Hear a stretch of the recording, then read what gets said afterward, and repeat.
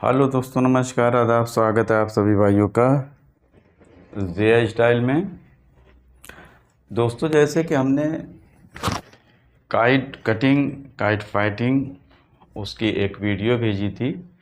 मैदान से जो लड़ाने के लिए आपको आइडिया बताया था कि क्या क्या होता है, उसके आगे का ये बताते हैं।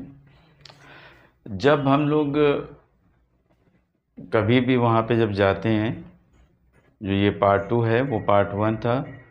तो जब हम लोग जगह को चूज़ कर लेते हैं, यानी जगह, जैसे आपको बताया कि जो नीचे से ऐसे करके लड़ाएगा वो आगे खड़ा रहेगा, और जो पीछे से लड़ाएगा, यानी ऊपर से जो लड़ाएगा वो पीछे खड़ा रहेगा। अब हमने जगह चूज़ कर लिया, यानी कि चिराव कम किया है। यानी जैसे कि आपने चिराव कम रखा है, यानी आपको डबल तिबल पेच करनी है, तो आपने चिराव को, यानी जो गैपिंग है, गैप है वो कम रखा है, वो डबल वाली पेच हो गई, यानी कि आपको डबल माइंड से पेच लड़ानी है। और आपने जब गैपिंग ज़्यादा रखी तो आपको एक तरह की पेच करनी है, कि यानी अगर हम चले हैं तो बस खींच के चले जाना है, अगर मारना है तो मार के चले जाना है, ये होता है। और जो डबल तरह की पेच करनी रहती है उसमें हमें थोड़ी सी गैपिंग को कम कर लेना रहता है। अब एक चीज़ और यहाँ पे समझना है कि अगर आपका माइंड सेट है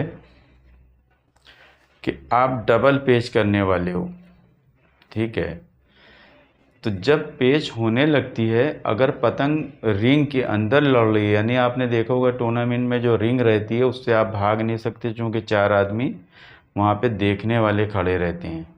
अगर आप रिंग के बाहर चले गए तो आप आउट हो गए, आपकी पेच चली गई।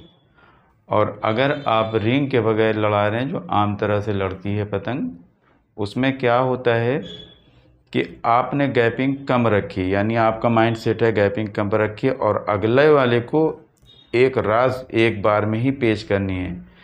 पहले उसने सही, जब आपकी पतंग, आपका माइंड सेट है कि हमें डबल में करनी है, और अगला जो है उसका माइंड है कि हमें एक बार में करनी है, आपने जगह को चूज़ कर लिया, गैपिंग कम की। लेकिन जैसे ही अब आप पेज को ऊपर नीचे करते हैं तो वो जगह को जल्दी से दूर होता चला जाता है, क्योंकि उसको एक बार में साफ़ करना है, एक बार में पेज को लेके जाना है। उसने गैपिंग ज़्यादा कर ली, यानी जैसे ही पतंग, होता नहीं, आवाज़ लगाते हैं कि सही हो गई, जब सही हो जाती जल्दी से वो 10-15 कदम और उधर पहले से जगह को वो देख के रखता है कि हमें जल्दी से, जैसे ही सही होगी हम उधर चले जाएंगे, और हमें वार एक बार में करना है। तो इस चीज़ के लिए कौन बताएगा आपको कि वो गैपिंग उसने, जो आपके साथ में रहते हैं या जो आपकी तरफ से प्लेयर लड़ाती है, उसको आवाज़ लगानी चाहिए कि उसने गैपिंग बना ली है, और आप ये माइंड जो डबल सेट वाला है उसको चेंज कर लीजिए। ये ज़रूरी है उसको बताना। जो पतंग लड़ा रहे नहीं बताओगे तो वो उसी हिसाब से लड़ाएगा, 2 बार में पेच करने के लिए वो गैपिंग ज़्यादा की वजह से, चिराव ज़्यादा की वजह से पेच जल्दी से आ जाती है। तो इस चीज़ को कौन बताएगा? ये बताएंगे आपके तरफ वाली जो मेंबर हैं वो। इस चीज़ को याद रखिएगा। और अगर आपने चिराव कम किया है तो बहुत सारी अपोजिट पार्टी के बहुत होशियार होते हैं, वो और गैपिंग को कम कर देते हैं सही होने के बाद। जैसे ही सही होती है वो चलते चले आते हैं आपकी तरफ, तो उससे गैपिंग कम हो जाती है। आप एक बार में करने वालों गैपिंग कर दिया तो वो डोर आएगी नहीं। जब जैसे कि मान ली यहाँ पे आपके ऐसे खींचा और उसने गैपिंग को कम किया, अब यहाँ पे पेच आनी थी, तो जब गैपिंग कम कर लिए तो पेच यहाँ चली गई, यानी कि वो आपकी सद्दी के पास पेच चली आई। तो आप सद्दी से कर सकते हो। और ये इसको भी कौन बताएगा? आपके मेंबर। और या तो फिर आप अगर पतंग लड़ा रहे हो तो इतना दिमाग में आप रख के कि जब भी पेच करने लगो तो उस मेंबर को ज़रूर पलट पलट के देखो कि वो क्या कर रहा है। क्योंकि चलते ही तो पेच नहीं हो जाती, जब जैसे ही आप चले हो उस मेंबर को देख लो उसने क्या किया, वहीं पे है दूसरी जगह, अगर वहीं पे है तो आप अपनी पेच कर जाओ, अगर वहाँ पे नहीं है तो फिर उसी हिसाब से आपको पेच करनी। तो ये चीज़ को भी आपको पतंग लड़ाने में याद रखना है। अगर आप ये याद नहीं रखोगे, जब भी आपकी पतंग कट जाती है, आप जो पेच करना चाहते हो वो नहीं होती। एक तो ये हो गया। और पतंग के मामले में पतंग की आपकी एकदम सीधी। अब आदमी कहता है कि पतंग सीधी नहीं हो सकती, पतंग बिना सीधी लड़ाने वाला ही समझ लो, हम कहते हैं कि वो अच्छा आदमी नहीं है, वो ख़राब पतंग से ही काटता है, तो वो पेश नहीं होती दोस्तों, वो मज़ा नहीं आता। चाहे आपकी तरफ के मेंबर हों चाहे अपोजिट तरफ के मेंबर हों, अगर 5-5 मेंबर रहते हैं तो अगर 2-2 पतंग भी सही करके रखेंगे तो 10 पतंग हो जाती है। तो क्या एक आदमी 10 पतंग एक साथ थोड़ी लड़ाता है, वो लड़ाता है, एक लड़ाएगा फिर दूसरा फिर तीसरा। तो पतंग को सीधा करके उड़ाइए, दोनों तरफ की पार्टी, जब भी पतंग लड़ाने में मज़ा आता है। और पतंग जो ख़राब है उसको हटा दीजिए, उसको ज़रूरी नहीं है कि आप उसको लड़ाइए, उसको आप जो है कभी कभी जो घर पे लड़ती है वहाँ पे भी आप लड़ा सकते हो। या फिर वो बच्चे बहुत से मांगते रहते हैं, पूरी ही पतंग ख़राब नहीं होती, आप अच्छी पतंग लेंगे ख़रीदेंगे तो पूरी पतंग ख़राब नहीं होती, 10 में एक आध होती है। तो बच्चे लोग भी मांगते रहते हैं, आप उनको भी दे सकते हो। तो पतंग का सही होना भी ज़रूरी है। उसके बाद में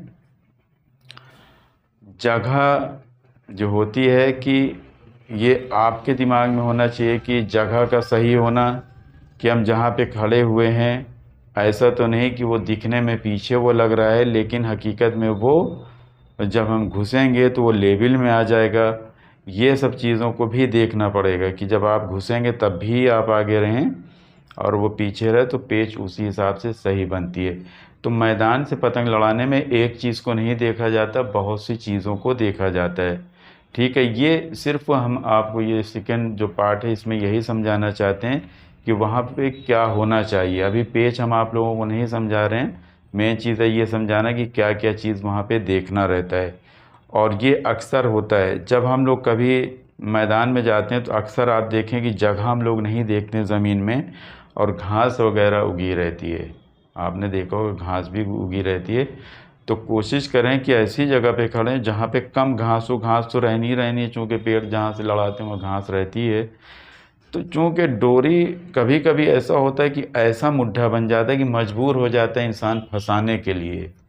ठीक है, यानी जब अगर आप या तो खास करके फंसाते हो पतंग तो तब भी वहाँ पे की जगह देखिए जहाँ पे डोर है। चूँकि डोरी अगर घास में फंस जाती है तो वहाँ डोरी उसको चाहिए, आपकी डोरी ही निकालने में मालूम पड़ा डोर टूट भी जाती है, नहीं भी छूटती और आपकी पतंग कट जाती है। तो इन सब चीज़ों का ध्यान आपको जब पतंग आप लड़ाने लगते हैं तो ज़रूर रखना चाहिए। अगर आप कभी कभी होता है कोई लटाई दिखाता है, कभी कभी होता है कि नहीं दिखाता लटाई कोई, तो जो नहीं दिखाता जहाँ पे लटाई, तो वहाँ पे आपको ईंटें में फंसाना इस तरह से है कि जब हमें डोर चाहिए तो डोर बहुत अच्छे से निकले। ठीक है, और डोर जो है अगर जहाँ पे भी फंसेगी तो आपकी पतंग जाने ही जाना है। और कट गई पतंग तो आप कुछ कह नहीं सकते, डोर फंसी है फंसी, वो तो एक फालतू की बात होती है। ये हमें अपने को ख्याल रखना है, तब जाके आप जो है पतंग सही लड़ाएंगे। और पतंग जितनी रेंज में लड़नी है उस हिसाब से आपको मंझा बांधना है। मान लिया कि जितनी रेंज में आप देखें कि लड़ रही है उससे कम से कम आधा मंझा बांधे कम से कम।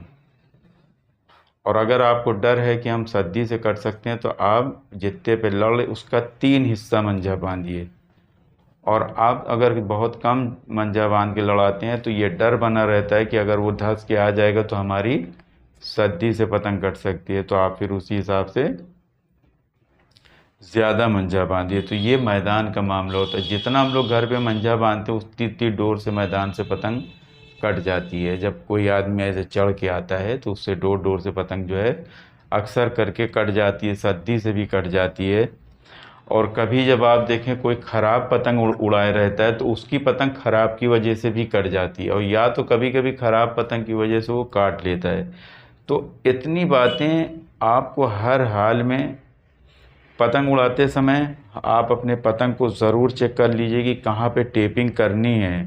टेपिंग बहुत ज़रूरी होती है पत्ते के पास, जहाँ पे जो दोनों पत्ते का कोर ऐसे करके जुड़ता है पतंग में वहाँ पास। उसके बाद जो है जो कांप के पास साइडों पे जो पिट्ठा रहता है वहाँ पास, मोटे पास, और कांप के दोनों नोक पे, इस जगह पे टेपिंग करना भी बहुत ज़रूरी है। कन्ना आपने कैसे बांधा है उसको भी ज़रूरी है, क्योंकि कभी कभी आदमी 4 परत कर तो लेता है लेकिन ऊपर गीट नहीं बांधता एक बिलस्ते पे, वो चारों बस ऐसे डाल के बांध देता है। वो कन्ना सिंगल ही है, वो एक कट जाएगा आप वाला, वो चूँकि लोड उसी पे रहता है जो आपने तौलैया बांधी है, जो गांठ बांधी है वही मेन होता है।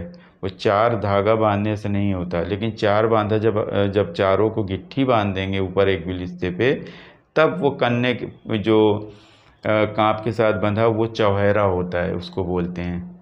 तो कम से कम तिहरा ज़रूर बांधिए, क्योंकि दोहरा भी कट जाता है। या तो फिर दोहरे को एक बिलिस्ते तक आप दोहरा कर लीजिए, उसके बाद कमानी के अंदर 2-3 राउंड करके बांध दीजिए, फिर वो नहीं टूटेगा।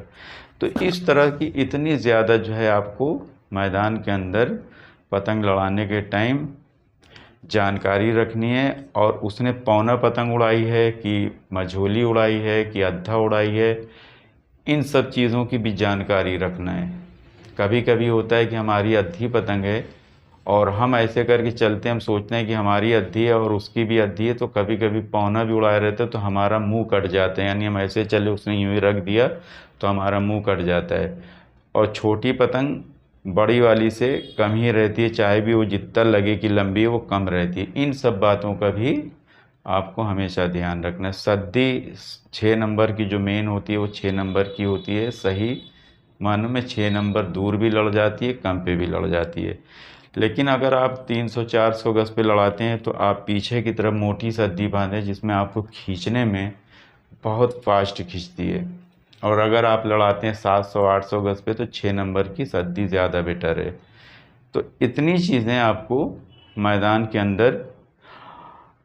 और एक बहुत इम्पॉर्टेंट चीज़ होती है, ये आपको अपना दिमाग लगाना है कि जो लड़ाने वाला है अपोजिट पार्टी में, वो खींच के लड़ाता है या कि फंसा के लड़ाता है।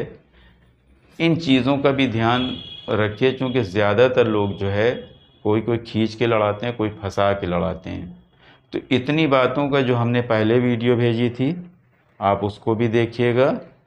और ये हम सेकंड भेज रहे हैं, ये पूरी की पूरी जो है समझ लीजिए जो मैदान से पतंग लड़ती है वो जानकारी है ये, इसको आप जहन में रखिए। और जो रिंग के अंदर लड़ती है तो वो जो कमेटी रहती है वो डिसाइड करती है, उसको हम बाद में कभी समझाएंगे। लेकिन ये जो आम पतंग लड़ती है उसकी बातें थी।